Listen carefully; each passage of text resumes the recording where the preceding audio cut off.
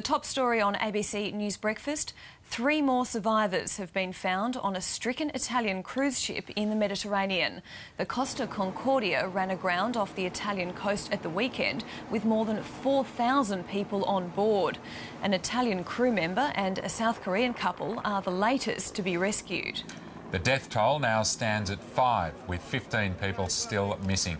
The ship's captain has been arrested, accused of leaving the ship before the evacuation was completed. And Europe correspondent Philip Williams joins us now from London to give us the latest. And Philip, can you start by telling us about this Italian crew member who was found with a broken leg, I believe? Yes, he was found. He was unable to move, so he was basically pinned to the spot where he'd fallen and broken his leg, and it's apparently a very bad break. And it was only because his voice was heard yelling for help that they knew he was actually there and alive, and managed to get to him, and they winched him to safety. And earlier, another miraculous find was a couple, a honeymooning couple from South Korea. They had stayed in their cabin, they had clung to each other for 24 hours.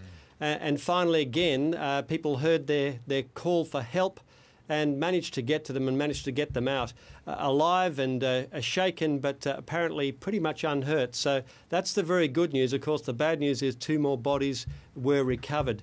Now, of course, the focus is shifting onto how all this happened and who's responsible. And, of course, the person to answer that would naturally be the captain. He denies that he left the ship early. And he also says that the rock that the ship hit was not on maritime charts, as it should have been. His name's Captain Francesco Schettino. Here's a little of what he said. I firmly believe that the rocks were not detected, as the ship was not heading forward but sideways, as if underwater there was this rock projection. I don't know if it was detected or not, but on the nautical chart it was marked just as water at some 100 to 150 metres from the rocks, and we were about 300 metres from the shore, more or less. That's the ship's captain, and so I guess that would be some point of conjecture, but whether or not he left the ship before the last people were on the ship seems something that he wouldn't be able to defend as easily. No, and again, he's firmly denied that he did that, but there were reports earlier that he certainly did leave the ship early, but we'll simply have to wait and see what the authorities decide. If that is the case, that alone would be enough for charges. And, of course, then there's the wider question of responsibility for the accident in the first place. Some maritime experts say the ship must have been way off course. It shouldn't have been anywhere near that island. So there will be no doubt forensic investigations into how this possibly could have happened. This enormous liner, $500 million, all the most sophisticated equipment in the world for navigational aids, etc.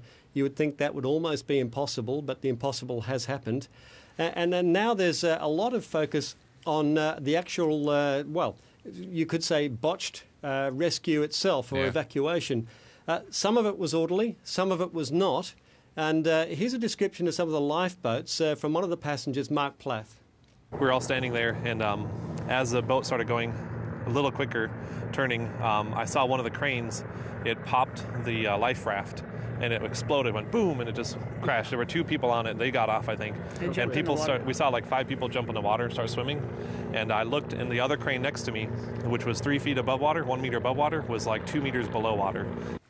That was one of the passengers who made it off safely. Now, Philip, what about this search? What do you know about the searching the rest of the ship? Because it wouldn't just be the parts of the ship that are slightly above water, but maybe there might be some air pockets down beneath. The revised total of missing people is 17. Is that the latest you've heard? Well, actually, with the discovery of the 2 bodies, that's now been revised downwards to 15. Yep.